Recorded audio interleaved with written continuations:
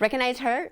Heather Dubrow. She played herself for 4 seasons on the reality TV show The Real Housewives of Orange County. How about him? Dr. Terry Dubrow, a plastic surgeon featured on the show Botched. This reality TV power couple have their own nutrition book called the Dubrow Diet, and is one of the top Googled diets of 2019. But what is the Dubrow Diet? Is there any science to back it up? And should you try it? Let's science it. Hey, welcome to Nourishable. I'm Dr. Lara.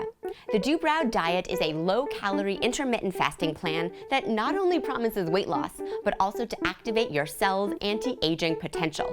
First, let's look at the fasting, then the food. The Dubrow Diet uses the time-restricted feeding method of intermittent fasting, which designates particular hours of the day for eating and the rest for fasting. They divide their diet into 3 phases. First, red carpet ready, then summer is coming, and finally, look hot while living like a human. This is what humans do, right? So we're getting a sense that appearances are important. As Heather says, you never know when the scrutiny of an HD camera could be lurking around the corner. The first phase is 2 to 5 days long, with an 8-hour eating window and a 16-hour fasting period. This is called the 16-8 method. The second phase reduces the fasting to a 12 to 16-hour range and is continued until a goal weight is reached. The final maintenance phase has 2 16-hour fasts twice per week, with 12-hour fasts the other 5 days, plus some leeway for what they consider cheat days. Now for the food. The Dubrows promote minimally processed whole food, lean proteins, healthy fats like olive and avocado, and high-quality carbs like fruits, veggies, whole grains, and legumes. They don't dictate a specific number of calories, but they do lay out the number of servings per day. 2 to 3 proteins, 2 to 3 fats, 1 dairy, 1 serving of nuts, 2 to 3 veggies, 1 to 2 fruits, and 1 complex carb, plus alcohol in moderation during phases 2 and 3. Although they don't specify a calorie cap, this menu generally works out to around 850 to 1200 calories per day, and that's pretty low calorie for the long haul. So what does the science say?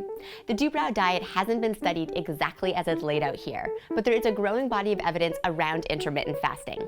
16-8 time-restricted feeding has shown weight loss, improved insulin sensitivity, and reduced inflammation, leading to increased health span in animal studies.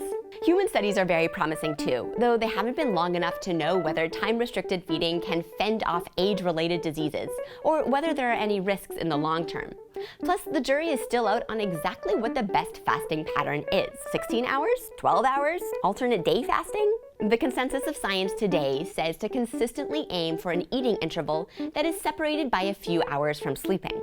So for example, waiting at least 1 hour for breakfast after waking up, and not eating within 2 to 3 hours of going to sleep. As for the Dubrows, their book does cite scientific studies on intermittent fasting, but they blatantly say that their best evidence is how they look. Should you try the Dubrow diet? I see both pros and cons of their plan. I'm compelled by the growing research around time-restricted feeding to address our 24/7 food availability. I like the emphasis on minimally processed whole foods and focusing on nutrient-dense servings rather than rigid calorie counting.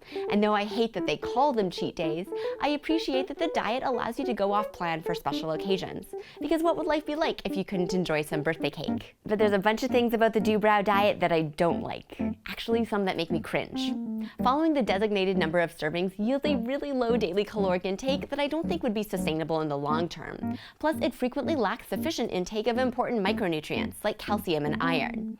Much of the intermittent fasting research shows health benefits from the timing alone, even if caloric intake is kept the same. Going back to those cheat days, I hate using the word cheat because it insinuates that you're being bad and reaffirms a sense of guilt with food.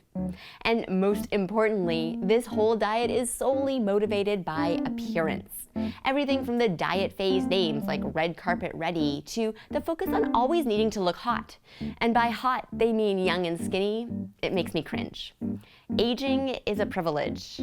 Live your best, healthiest life with the body that you have.